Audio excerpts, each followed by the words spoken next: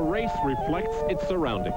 This abbey, built in 1129, has barely withstood the test of time, yet the ruins still show the effort of the workers, not unlike the riders of Paris-Roubaix. History is in front, next to, and behind you, as Pierre Salinger explains.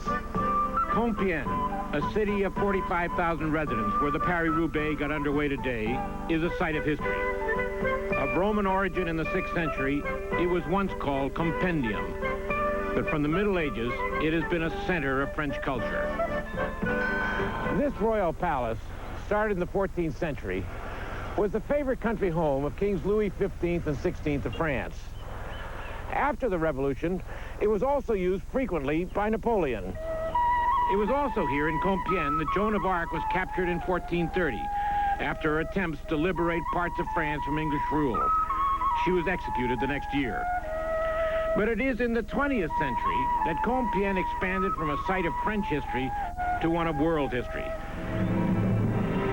When World War I broke out in 1914, it plunged Europe into a bloody conflict. The United States came to join the French in the struggle against the Germans in 1917. The war lasted 4 years, but on November 11, 1918, it came to an end here in Compiègne, which had been occupied by the Germans during most of the war. In this railroad car, the French and Germans signed the armistice that ended World War I. The railroad car became a museum dedicated to France's World War I victory. But a little more than 20 years later, it would become an image of French defeat and humiliation. World War II had broken out in 1939, and by June of 1940, France had been crushed by the Germans. On June 21st, 1940, Adolf Hitler came to the very same railroad car and forced the French to surrender. Compiègne was liberated from the Germans by the Americans in September of 1944. With all these military events taking place in Compiègne, it is not surprising that in this city there is this extraordinary museum with more than 100,000 soldiers like these, made of lead, wood, plastic, and paper.